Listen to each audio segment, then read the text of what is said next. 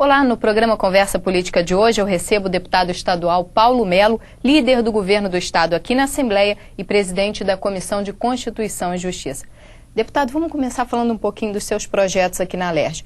O senhor apresentou um projeto que previa uma distância de 1 quilômetro, isso?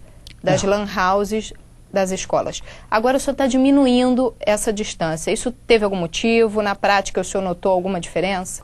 Olha, o homem público, ele tem que estar permanentemente sintonizado com a população.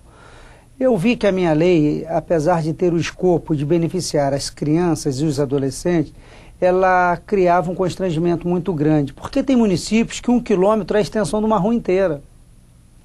Você tem pequenos municípios que com essa lei você protegia a infância e a adolescência, mas ao mesmo tempo permitia que algumas autoridades destemperadas exercessem uma fiscalização, muitas das vezes violentas, né, fechando empresas sem nenhuma proteção legal. Então eu recebi várias representações e decidimos atender essas reivindicações porque elas são justas e elas procedem. O senhor pedia no primeiro projeto essa distância de 1 quilômetro, agora diminuiu para 200 metros, mas qual é o fundamento desse projeto? O que o senhor pensa que isso pode ajudar na educação e na permanência da criança dentro do colégio? Porque nós fizemos, não foi um projeto feito aleatoriamente.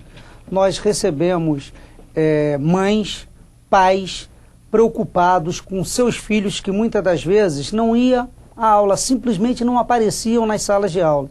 Ficavam jogando. Por quê? Porque a lan house era do lado da escola. Porque era fácil para ele, na hora do recreio, ao invés de comer uma merenda, ir lá jogar. Então, ele ficava inebriado por aquilo, se permitia ficar o dia inteiro ali. Você sabe que a maioria das pessoas, a maioria das mães, dos pais, eles trabalham, são pessoas humildes, pessoas simples, que não têm uma babá, seus filhos não estão em creches, não estão sendo vigiados ou monitorados por alguém, eles dependem única e exclusivamente da atenção dos pais. Então essas crianças simplesmente evadiam das salas de aula. E o escopo principal dessa mensagem foi isso, proteger a criança e o adolescente contra aquelas ofertas que não acrescentem nada na sua formação intelectual, na sua formação moral, mas que pelo contrário deturpa e faz com que ele não tenha compromisso com o principal da infância e do adolescente, que são os estudos. Agora, deputado, o senhor apresentou um projeto que prevê que a criança não tenha ali disponível uma lan house, mas é preciso também que quem está em casa saiba que é preciso a conversa dos pais com os filhos. Como é que o senhor, que é pai, faz para convencer os seus filhos de que não é possível ficar tanto tempo no computador, que não é possível faltar aula e ter um futuro brilhante, uma carreira brilhante? O que o senhor faz? Olha, é difícil. Nesse ponto eu não posso dizer para você que eu sou exemplo. Mas, em primeiro lugar, o pai tem que assumir suas falhas. E eu, talvez, pela minha vida atribulada, pela minha história de vida, eu não consegui, com os meus 3 primeiros filhos, colocar isso na cabeça deles. E eles tinham uma visão distorcida em relação a mim, porque eles achavam como eu venci na vida, fazendo Mobral aos 17 anos de idade, tendo a 5ª série primária, isso era o suficiente. Hoje eles estão mudando, são pais, todos 3, têm filhos, estão com outro tipo de preocupação e voltaram a estudar. Mas com meu filho mais novo, o Yuri, de 17 anos, eu consegui conversar. Ele sabe o quanto os estudos são importantes na vida da gente. E eu tento conversar com ele não sobre isso, sobre drogas.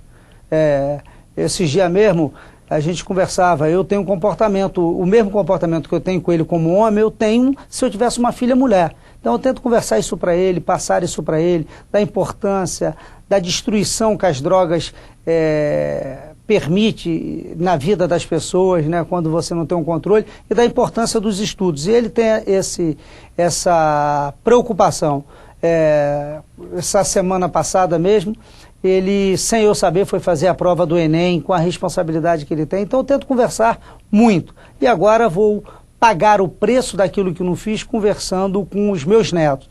Mas em casa, eu acho que os pais têm que dialogar sempre. Quanto mais, melhor. Mas não é só isso, Potira. Eu acho que os donos, aqueles empresários que têm uma lan house, eles antes de tudo têm que ter o discernimento de não permitir que uma criança uniformizada ou que eles conheçam, que estudam do lado da sua atividade comercial, frequente uma lan house na hora de estudo. Na hora que eles também tiverem essa consciência, nós não precisaremos de leis. As leis existem para colocar as pessoas num patamar que elas não precisariam se elas tivessem a consciência. Na realidade, a lei é um instrumento da sociedade para obrigar.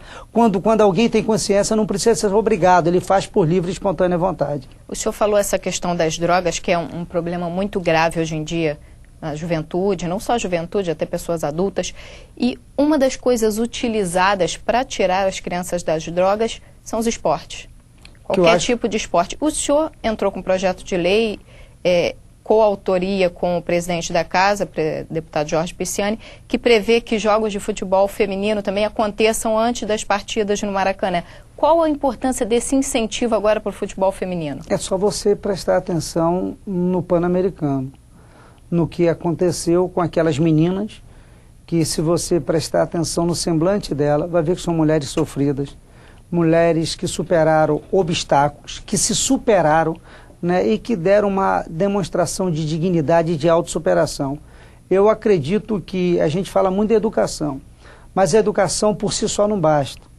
Eu acredito que a educação e esporte agrega valores. Uma pessoa que está praticando esporte, você pode ter que a visão de vida dela é outra.